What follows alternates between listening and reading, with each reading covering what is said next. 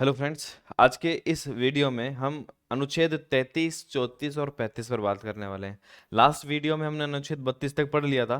तो अब अनुच्छेद 32 तक आप देखेंगे कि मूल अधिकार जो भी है वो सारे समाप्त हो जाते हैं। 12 से 35 तक हम यहाँ पर मूल अधिकारों का हमारा चैप्टर था। तो अब अनुच्छेद 33, 34 और 35 बचे। तो ये देखते हैं कि अनुच्छेद 32 तक जब मूल अधिकार जो हमारे अलग अलग 6 प्रकार के अधिकार हमने पढ़े तो वो समाप्त हो गए। तो 33, 34 और 35 में क्या है? तो देखो, सबसे पहले 33 आपके सामने है। 33 में कुछ अधिकार दिए हुए हैं संसद को। क्या है? संसद की मूल अधिकारों को, फोर्सेस जो भी हमारे बल अलग अलग जो हैं, उनके लिए मूल अधिकारों को निर्बंधित करने की शक्ति। इसका सीधा सा मतलब है कि जो भी फोर्सेस हैं, चाहे आर्म्ड फोर्सेस हो चाहे पुलिस फोर्सेस हो, उनको मूल अधिकार उतने नहीं मिलते जितने आम नागरिकों को, बाकी सामान्य नागरिकों को मिलते हैं। संसद बाकी जो भी फोर्सेस हैं उन पर, सब पर मूल अधिकारों पर कुछ प्रतिबंध लगा सकती है, निर्बंधित कर सकती है। ऐसा क्यों है? ऐसा क्योंकि देखो, मैंने आपको पहले भी बताया था कि हमारे जो भी फोर्सेज है, सेना है चाहे पुलिस है, राज्य की पावर किससे है? राज्य की पावर पुलिस से है। अगर पुलिस उनके कंट्रोल से बाहर हो जाए, जितने ज्यादा पुलिस के पास अधिकार होंगे, सेना के पास अधिकार होंगे, और वो उन अधिकारों को प्रयोग करते हैं, जैसे मैंने आपको बताया, अगर उनके पास विरोध करने का अधिकार हो, उनके पास बोलने का अधिकार हो। आपने चुनाव के टाइम उस समय आपने एक केस था, आपने देखा होगा, सेना का एक जवान ने ये बता रहा था कि देखो, दाल में बिल्कुल दाल नहीं है, केवल पानी जैसा होता है, या फिर उसने वीडियो बनाकर पोस्ट कर दिया, उसको सेना से निकाल दिया गया। क्यों? सेना में ये अनुशासनहीनता के तहत आता। आपके पास जिस तरह से आप सोशल मीडिया पर अपने वीडियो बनाकर डाल सकते हैं, सेना के जवानों के पास ये अधिकार नहीं है। ये फंडामेंटल राइट उनके पास नहीं है, अभिव्यक्ति का अधिकार उनके पास नहीं है। ठीक है ना? तो इस तरह के ऐसे बहुत सारे अधिकार हैं जो उन पर निर्बंधित कर सकती हैं, है ना? तो पुलिस के पास यूनियन बनाने का अधिकार नहीं होता, सेना के पास यूनियन बनाने का अधिकार नहीं होता है। तो इस तरह के बहुत सारे अधिकार है जो संसद, क्योंकि और वो आवश्यक भी होता है, सेना और पुलिस के लिए आवश्यक भी होता है, उन पर ये अनुशासन के तहत आता है। अगर उनको इस तरह से अधिकार दिया जाता है तो वहां पर विद्रोह की संभावना ज्यादा बढ़ सकती है। ठीक है? तो संसद के पास ये अधिकार है। देखो, हमने कहा कि मूल अधिकार है। अब क्योंकि सेना और पुलिस में जो काम कर रहे हैं वो भी सारे नागरिक ही है, लेकिन जो फोर्स में आए उन पर विशेष प्रकार से प्रतिबंध लगाए जा सकते हैं। संसद को ये अधिकार होगा कि वह सशस्त्र बलों, पुलिस बलों, अर्धसैनिक बलों, है ना, सशस्त्र बल में हमारी आर्मी, इंडियन नेवी, ये सब कुछ, इंडियन एयरफोर्स, ये सब आते हैं। अर्धसैनिक बलों में जैसे आईटीबीपी है, बीएसएफ है, या अर्धसैनिक बल होते हैं, हमारी खुफिया एजेंसी रो है, आईबी है, इस तरह की सारी, और अन्य के मूल अधिकारों पर प्रतिबंध लगा सके। ये अधिकार किसके पास होगा? ये अधिकार संसद के पास होगा। संसद कानून बनाकर ऐसा कर सकती है। इसी के तहत संसद ने कानून बनाए हुए भी है। सेना के लिए सैन्य अधिनियम बना रखा है, सेना का कानून बना रखा है। वायुसेना अधिनियम बना रखा है, नौसेना अधिनियम बना रखा है। नौसेना अधिनियम 1957 का है, बाकी दोनों 1950 में बने हुए। इसी अधिनियम में इन सब डिसिप्लिन के बारे में बात की हुई है। ठीक है? तो ये अनुच्छेद 33 हो गया। तो 33 किसकी बात करता है? 33 बात करता है कि सेना के पास मूल अधिकार, सेना या फिर जो भी सशस्त्र बल है उन पर मूल अधिकारों पर प्रतिबंध लगाया जा सकता है। 34 क्या कहता है? 34 कहता है किसी भी क्षेत्र में मार्शल लॉ, सेना विधि, सेना कानून, सेना का कानून, सैन्य कानून लगाया जा सकता है। मार्शल लॉ इम्पोज किया जाता है। वहां पर जब लगाया जाता है तो मूल अधिकारों का निर्बंधन। किसी क्षेत्र में जब सैन्य कानून लगाया जाता है, मार्शल लॉ लगाया जाता है, तो वहां पर जो सामान्य नागरिकों को मूल अधिकार मिलते हैं वो मूल अधिकार वहां पर नहीं रहते। मूल अधिकारों पर कुछ प्रतिबंध लगाया जा सकता है। ऐसा जरूरी नहीं है कि सारे मूल अधिकारों पर प्रतिबंध लगाए, लेकिन राज्य चाहे तो ऐसा कर सकता है और कुछ मूल अधिकारों पर प्रतिबंध लगाया जा सकता है।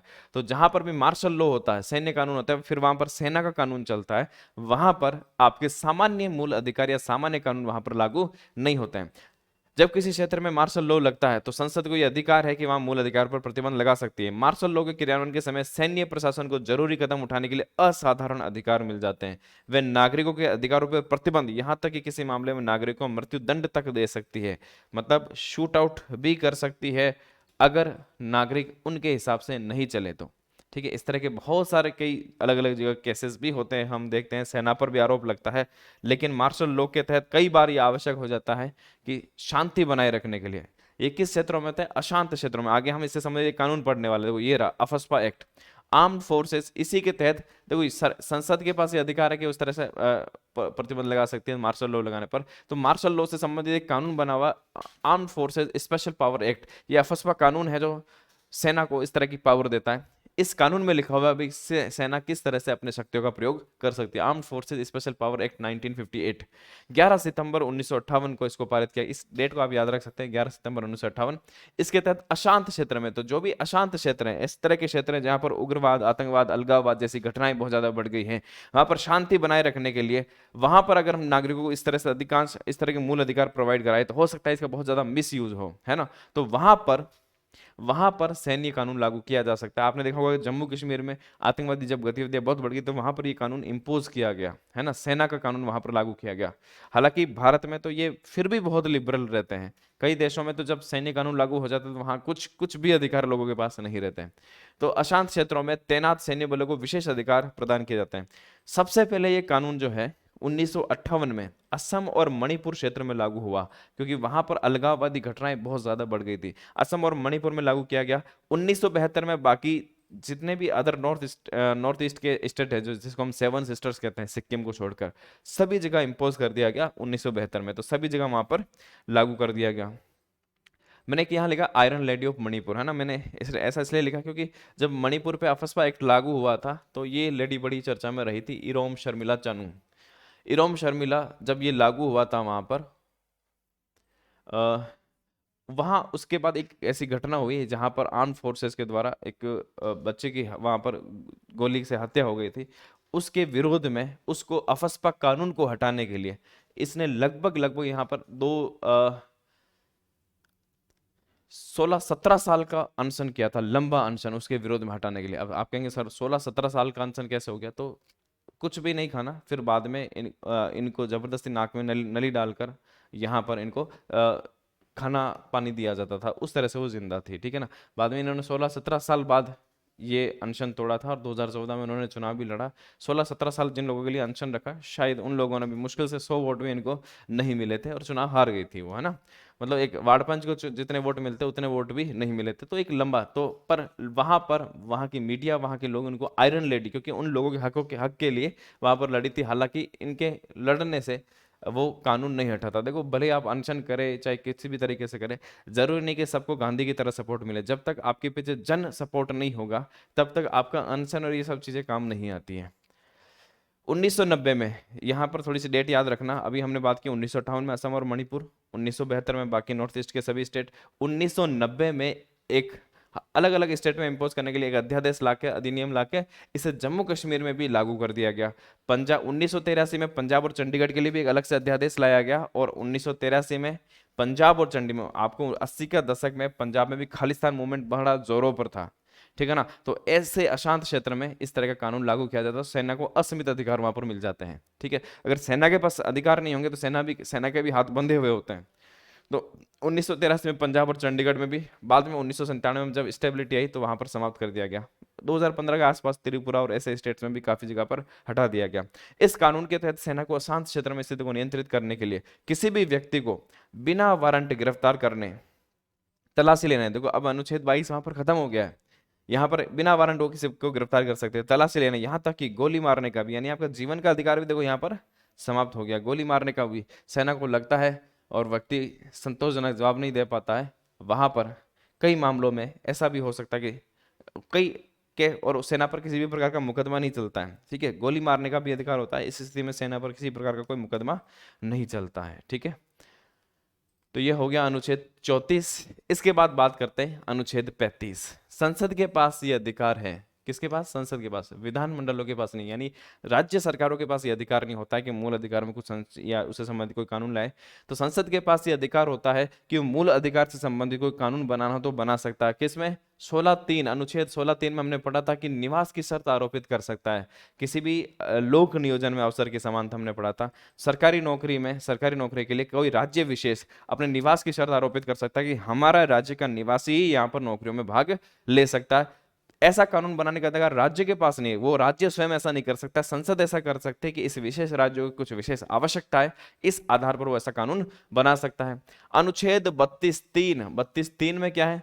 अन्य न्यायालयों को भी रिट जारी करने की शक्ति प्रदान करना। हमें पता है कि अनुच्छेद 32 कहता है सुप्रीम कोर्ट, के पास रिट जारी करने की शक्ति होती है। अनुच्छेद 226 के तहत हाई कोर्ट भी रिट जारी कर सकता है, लेकिन 32(3) में लिखा हुआ कि संसद के पास ये अधिकार है कि वो अन्य न्यायालय को भी रिट जारी करने की शक्ति दे सकता है। हालांकि वर्तमान में किसी भी अन्य न्यायालय को रिट जारी करने की शक्ति नहीं दी गई है। अनुच्छेद 33 और 34 अभी हमने पढ़ा था। अनुच्छेद 33 की सेना के सैन्य बल जो भी हैं उन पर किसी मूल अधिकारों पर प्रतिबंध लग जाता है। 34 जो अभी हमने पढ़ा था यहाँ पर मार्शल लॉ वाला, के अधीन भी विधि द्वारा उपबंध संसद ऐसा कानून बना सकती है। इसके अलावा अनुच्छेद 17 अस्पृश्यता का अंत है ना, अनुच्छेद 23 मानव का दुर्व्यापार और बलात्श्रम, इसके तहत भी दंडित करने के लिए कानून बनाने का अधिकार संसद के पास है। तो ये हमारे आर्टिकल खत्म हो गए। अनुच्छेद 33, 34, 35 जो एक्स्ट्रा देर का। अनुच्छेद 33 किससे संबंधित है? जो भी फोर्सेज हैं उन पर मूल अधिकार पूरी तरह से लागू नहीं होते, उन पर निर्बंधन होता है, वो निर्बंधन। 34 मार्शल लॉ से संबंधित कानून, वहां पर मूल अधिकार समाप्त हो जाएंगे या फिर कम हो जाएंगे, निर्बंधित हो जाएंगे। अनुच्छेद 35 में संसद को मूल अधिकार से संबंधित कानून बनाने का अधिकार होगा। अब यहां से मैं एक इंपॉर्टेंट टॉपिक पर और डिस्कस करने वाला हूं, मूल अधिकार में संशोधन। मूल अधिकार में संशोधन किस प्रकार से हो सकता है? इसके मूल अधिकारों में देखो, मूल अधिकार किसके लिए है? नागरिकों के लिए। किसके विरुद्ध है? राज्य के विरुद्ध। राज्य हमेशा से कोशिश करेगा कि नागरिकों के अधिकारों को कम से कम रखा जाएगा। कोर्ट हमेशा कोशिश करेगा, क्योंकि कोर्ट का, न्यायालय की जिम्मेदारी है उन मूल अधिकारों की रक्षा की। ठीक है ना, ये मूल इसीलिए कहलाते हैं कि संविधान ने इसकी गारंटी की रक्षा दी, और उस गारंटी की जिम्मेदारी किसको दी है? उस रक्षा की जिम्मेदारी किसको दी है? रक्षा की जिम्मेदारी दी है कोर्ट को। कोर्ट कोशिश करेगा भी ये अधिकार नागरिकों के पास बने रहें। तो अभी हम यहाँ पर बस वही घटनाक्रम पढ़ने वाला है, किस तरह से कोर्ट में और सरकार के बीच में एक तरह से लड़ाई चलती है, दोनों के बीच में टकराहट चलती है, इसको बचाए रखने के लिए और हटाने के लिए। देखो, मूल अधिकारों से संबंधित कुछ महत्वपूर्ण वाद हम पढ़ने वाले, केस पढ़ने वाले, यहां से एग्जाम में सवाल भी पूछे जाते हैं। क्या है देखते हैं। मूल अधिकारों में संशोधन से संबंधित महत्वपूर्ण वाद। सवाल पूछा जा रहा है, क्या संविधान संशोधन करके मूल अधिकारों में भी संशोधन किया जा सकता है? तो देखो, सबसे एक पहला केस यहां पर इंपॉर्टेंट जो पूछा जाता है, शंकरी प्रसाद बनाम भारत संघ वाद आता है 1951। इसमें सुप्रीम कोर्ट, एससी मतलब यहां पर है, सुप्रीम कोर्ट ने, ये ने यहां लिख देते हैं, इसमें सुप्रीम कोर्ट ने कहा कि अनुच्छेद 368 के तहत किया गया संशोधन विधि की परिभाषा में नहीं आता है। ठीक है, अभी हमने जब अनुच्छेद 13 हम इसको पढ़ रहे थे तो हमने वहां पर डिस्कस किया था कि संविधान संशोधन विधि की परिभाषा में आता है या नहीं आता है। तो यहां पर हमने कहा था, अभी यहां उस समय हमने कहा था कि वो विधि की परिभाषा में नहीं। तो इन्हीं केसेस में ऐसा कहा गया, सुप्रीम कोर्ट ने कहा कि संविधान संशोधन विधि की परिभाषा में नहीं आता है, अतः संसद को पूरा अधिकार है कि वो मूल अधिकारों में भी संशोधन कर सकती है। अब आप सोचकर देखिए, अगर संसद के पास ये अधिकार है कि वो मूल अधिकारों में संशोधन कर सकती है, तो धीरे धीरे संसद पूरा ऐसा करेगी कि धीरे धीरे मूल अधिकार ही समाप्त कर देगी ऐसे। तो आगे की कहानी क्या है फिर हम देखते हैं। सज्जन सिंह बनाम राजस्थान सरकार, ये राजस्थान सरकार में ही एक केस था, राजस्थान सरकार के 1965 का। यहां से भी एग्जाम में सवाल आया हुआ है, पूछा जा सकता है। इसमें भी सुप्रीम कोर्ट ने कुछ चेंजेस नहीं किया, अपना जो पहले वाला फैसला था वही फैसला आया कि भाई संसद के पास अधिकार है, मूल अधिकारों में भी संशोधन करना चाहे तो कर सकती है। तो इससे तो ये बात निकल कर आती है कि इससे तो धीरे धीरे मूल अधिकार कब के खत्म हो जाते हैं। लेकिन एक बहुत बड़ा इंटरेस्टिंग केस आगे आने वाला है अभी, गोलकनाथ बनाम पंजाब सरकार। ये पहला ऐसा केस था जहां पर सरकार के बीच में और न्यायालय के बीच में लड़ाई होती है, टकराहट शुरू हो जाती है। यहां से 1967 का केस, गोलकनाथ बनाम पंजाब राज्य।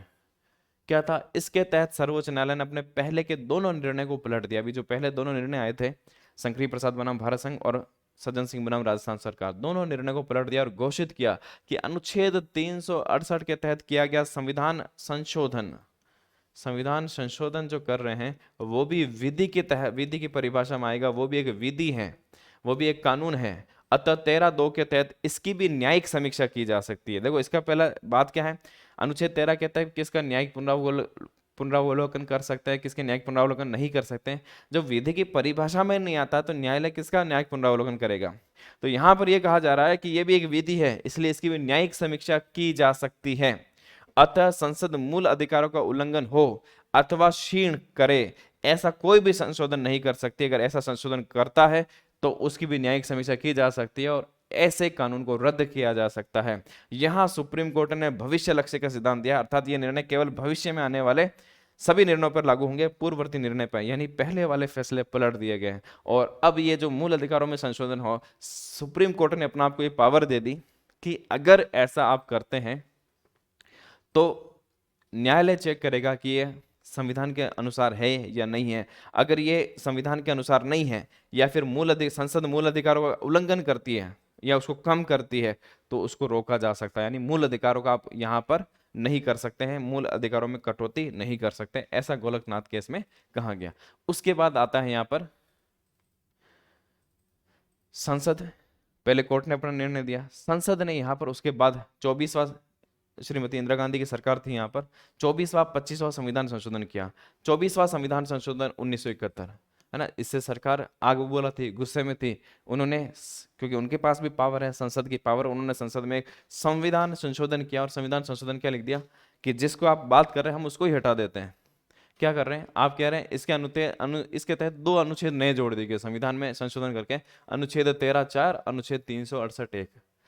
13(4) में क्या जोड़ दिया, 13(4) के तहत यह प्रावधान कर दिया गया, 13(4) में एक बात लिख दी गई कि अनुच्छेद 368 के तहत किया गया संविधान संशोधन विधि की परिभाषा में नहीं आएगा। अभी तक क्लियर था या नहीं था कि संविधान संशोधन विधि है या नहीं है, संविधान में लिखा हुआ नहीं था।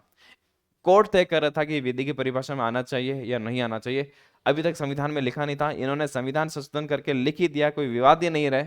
तुम डिसाइड क्यों करो भाई, हम डिसाइड करेंगे। इन्होंने यहाँ पर संविधान संशोधन करके लिख दिया, ये विधि की परिभाषा में नहीं है। जब विधि की परिभाषा में नहीं है और अनुच्छेद 13(1) यह कह रहा है कि कोई भी विधि ऐसा है जो मूल अधिकारों का उल्लंघन करता है, उसकी न्यायिक समीक्षा की जा सकती है। जब विधि की परिभाषा में नहीं है तो आप काहे का न्यायिक समीक्षा करोगे, विधि की परिभाषा से ही बाहर कर दिया। अतः संविधान संशोधन करके हम मूल अधिकारों में कोई संशोधन करते हैं तो वो भी किया जा सकता है, इस तरह से उसका न्यायिक समीक्षा नहीं की जा सकती। और 368(1) के तहत क्या लिख दिया कि 368 के तहत यह प्रावधान किया गया कि अनुच्छेद 13(2) जो है कि जिसकी समीक्षा कर सकते हैं, अनुच्छेद 368 की सीमा को बाधित नहीं करेगा। यानी हम अनुच्छेद 368 के तहत कोई भी संविधान संशोधन करें, 13(2) के पास ये पावर नहीं होगी कि उसकी समीक्षा करें या उसको बदले।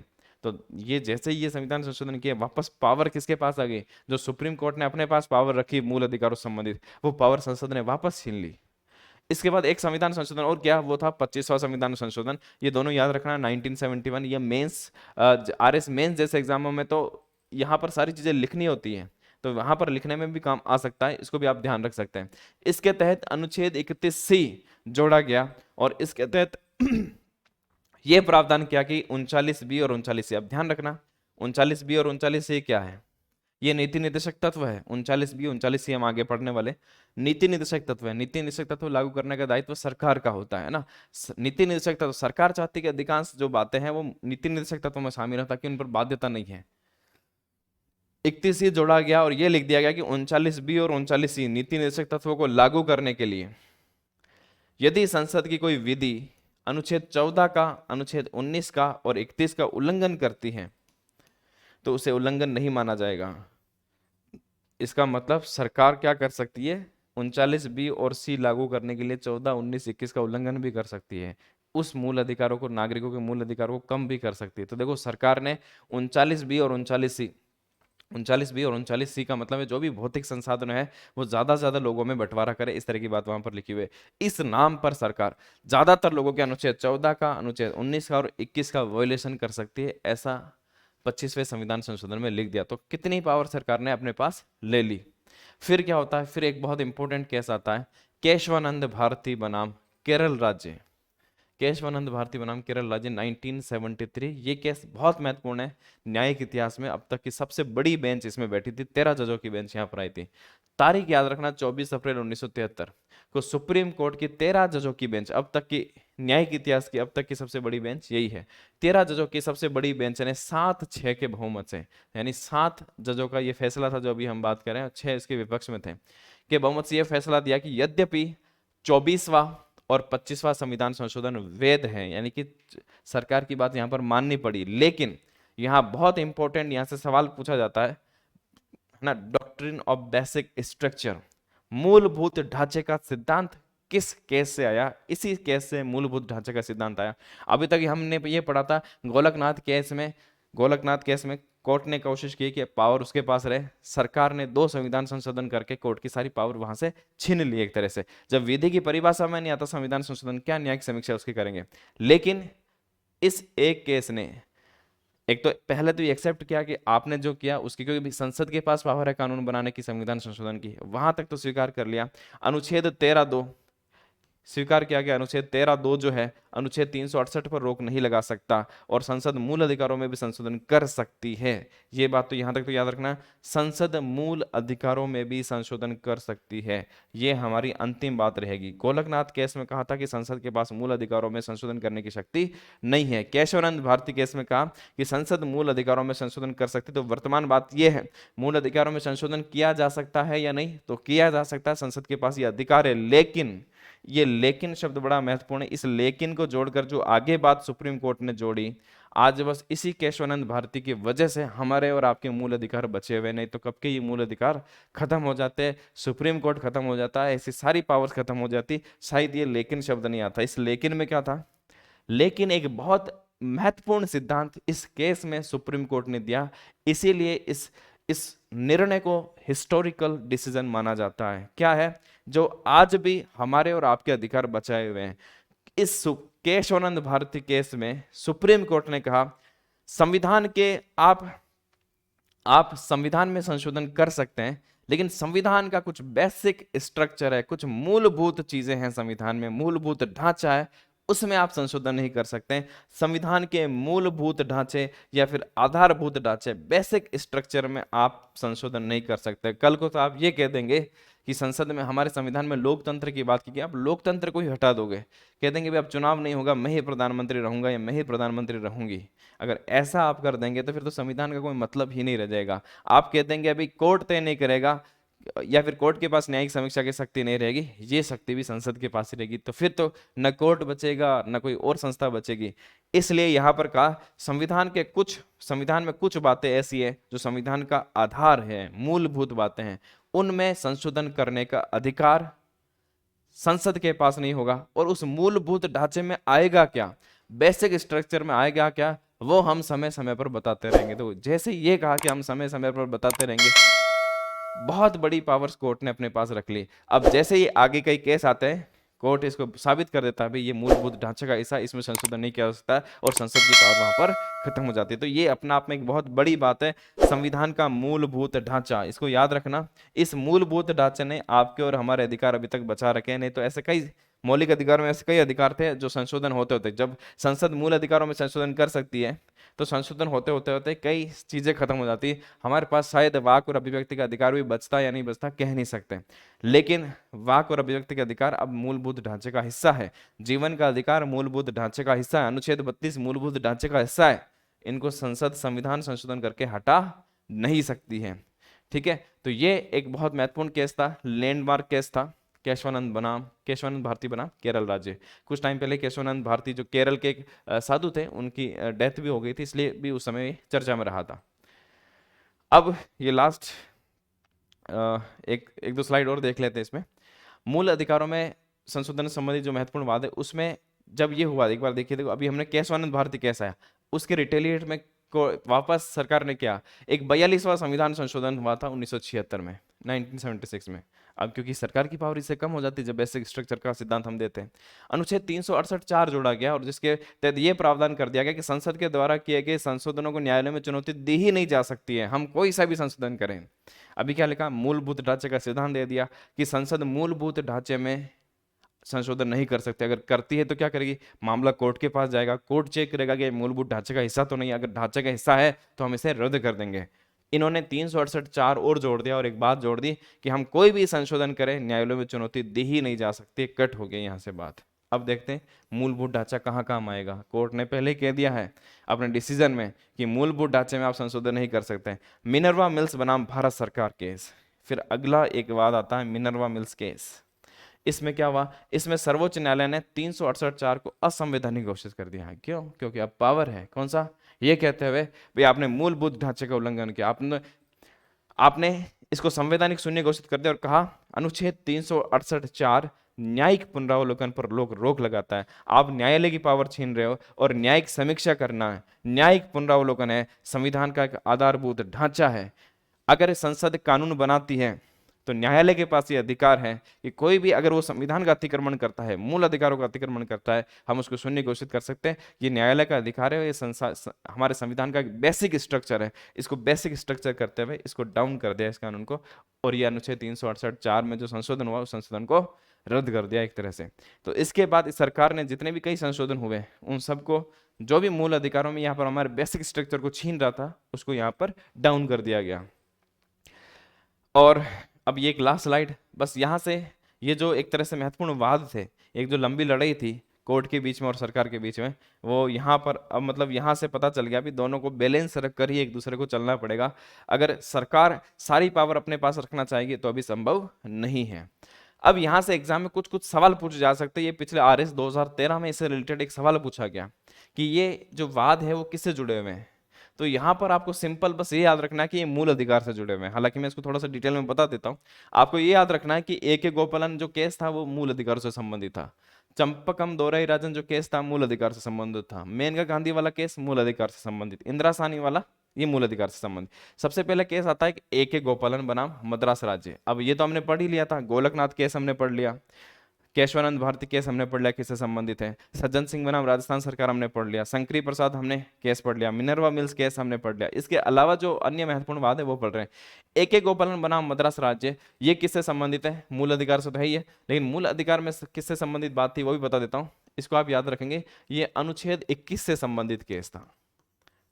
अनुच्छेद 21 में बात क्या लिखी हुई है? जीवन का अधिकार है। विधि के है ना, विधि के द्वारा स्थापित प्रक्रिया के बिना किसी को भी प्राण और दैहिक स्वतंत्रता से वंचित नहीं किया जा सकता। क्या बात लिखी हुई? विधि द्वारा स्थापित प्रक्रिया। A.K. गोपालन ने चैलेंज किया था। A.K. गोपालन कम्युनिस्ट पार्टी के एक नेता थे, उनको जेल में बंद कर दिया गया। उन्होंने चैलेंज किया कि ये जो शब्द लिखा हुआ विधि द्वारा स्थापित प्रक्रिया ये सही नहीं है। विधि द्वारा स्थापित प्रक्रिया का मतलब है कि यहाँ पर प्रक्रिया सही होनी चाहिए, भले ही कानून कैसा भी हो। अब सरकार ने, संसद ने अगर कानून ही गलत बनाया है तो फिर 21 बचेगा कैसे? अनुच्छेद 21 बचेगा कैसे? हालांकि उस समय सुप्रीम कोर्ट का निर्णय A.K. गोपालन के विरुद्ध आया था और सरकार के पक्ष में गया था।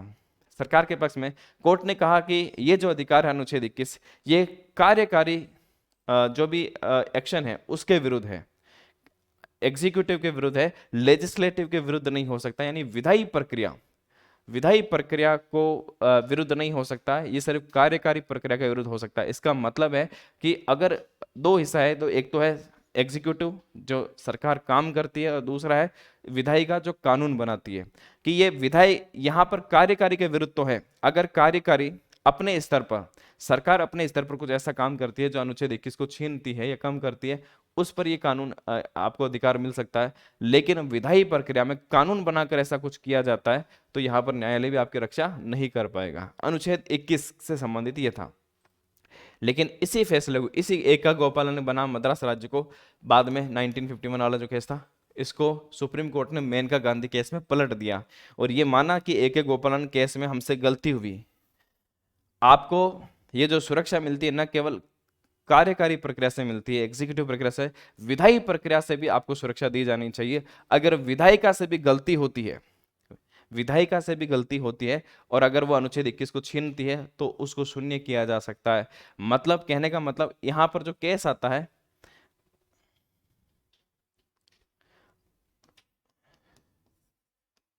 A.K. गोपालन बनाम भारत संघ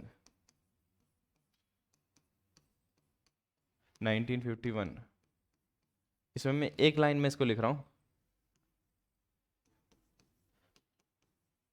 विधि द्वारा स्थापित प्रक्रिया। अब जो सवाल पूछा जा सकता है वो यहां से पूछा जा सकता है जो मैं लाइन लिख रहा हूं। और जब दूसरा केस आता है मेनका गांधी बनाम भारत संघ,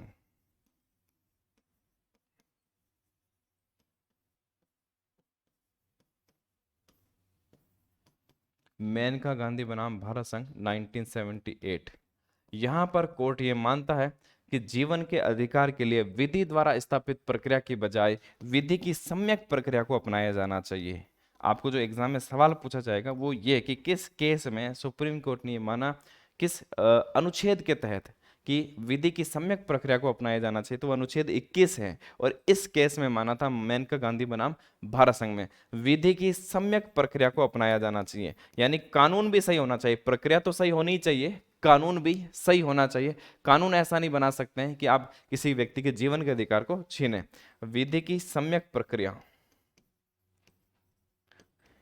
ये डिमांड पहले इस ए.के. गोपालन केस में ए.के. गोपालन ने की थी कि विधि की सम्यक प्रक्रिया होनी चाहिए। यहां पर कोर्ट ने इसको यहां पर केस को मना कर दिया, जबकि इसी केस में कोर्ट ने माना कि हमारी गलती हुई और यहां पर विधि की सम्यक प्रक्रिया को अपनाया जाना चाहिए। तो दोनों मूल अधिकार में अनुच्छेद 21 से जुड़े हुए हैं। ठीक है, वापस पीछे चलते हैं। इसके अलावा चंपकम दोरई राजन केस, चंपकम दोरई राजन बनाम मद्रास राज्य, ये एक लड़की का नाम है चंपकम दोरई राजन, जो मद्रास स्टेट की उस समय लड़की थी, मेडिकल स्टूडेंट थी। इसने भी यहाँ पर केस किया था, किसके विरुद्ध? वहां पर मेडिकल कॉलेज में SC ST के जो छात्र थे उनको विशेष सीटें वहां पर उपलब्ध कराई, विशेष आरक्षण दिया गया था। और उस समय SC है ना, जो हम पढ़ते हैं अनुच्छेद 15(4), उस समय संविधान में था नहीं। संविधान में तो अनुच्छेद 15(1) था, जो कहा था भी किसी भी जाति के आधार पर भेदभाव नहीं कर सकते, धर्म जाति मूल वंश। तो उसने यहाँ पर कहा कि जाति के आधार पर जो आपने आरक्षण दिया है वो अनुच्छेद 15 का वायलेशन है, उल्लंघन है। बाद में चंपका दोरई राजन बनाम इस मद्रास राज्य में जब कोर्ट का फैसला इसके पक्ष में आया कि संविधान के अनुसार तो ये जाति के आधार पर भेदभाव नहीं होना चाहिए, फिर संसद ने संविधान में संशोधन करके 15(4) जोड़ दिया कि राज्य अगर चाहे तो अनुसूचित जाति और जनजाति के लोगों के लिए विशेष व्यवस्था कर सकती है। तो ये अनुच्छेद 15(4) से जुड़ा हुआ है, अनुच्छेद 15(4) जोड़ा था बाद में। ठीक है, उस समय 15(4) था नहीं।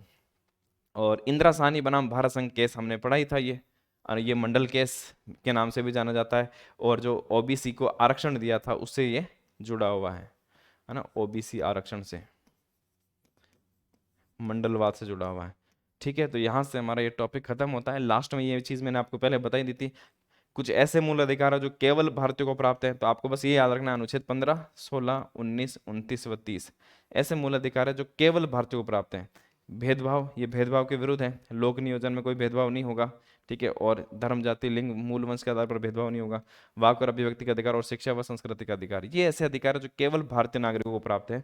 बाकी सारे अधिकार विदेशियों के साथ विदेशियों को भी प्राप्त है। 14 है, 20 है, 21 है, 17 मैंने यहाँ पर नहीं लिखा क्योंकि 17 ऐसा जो अस्पृश्यता का, वैसे तो वो सभी पर लागू होता है, किसी के साथ भी ऐसा नहीं किया जा सकता, पर वो सरकार के ऊपर है। नागरिकों के अधिकार से बजाय सरकार को ये कहा गया है कि आप इस पर कानून बनाएं। बाकी सारे के सारे अधिकार विदेशियों को भी लागू होते हैं। ठीक है, तो यहां से हम अपने मूल अधिकार चैप्टर को खत्म करते हैं। मूल अधिकार का चैप्टर बहुत बड़ा एक चैप्टर था और एक बहुत इंपॉर्टेंट चैप्टर भी है। इससे बहुत इंपॉर्टेंट सवाल पूछे जाते हैं, चाहे कोई सा भी एग्जाम हो। और RS जैसे एग्जाम या फिर आप जो एग्जाम की तैयारी करो उसमें तो खास तौर पर यहाँ से सवाल बनने ही है हर एग्जाम में। RS जैसे में तो प्री हो चाहे मेंस हो, दोनों में यहाँ पर सवाल पूछे ही पूछे जाते हैं। तो इनको आप अच्छे से तैयार करें, हर एग्जाम में ये आपके मूल अधिकार का चैप्टर बहुत काम आने वाला है। नेक्स्ट वीडियो में हम अब नेक्स्ट चैप्टर लेने वाले हैं नीति निषेध तत्व को, तो वहां से शुरू करते हैं, वहां मिलेंगे नेक्स्ट वीडियो में। Thank you.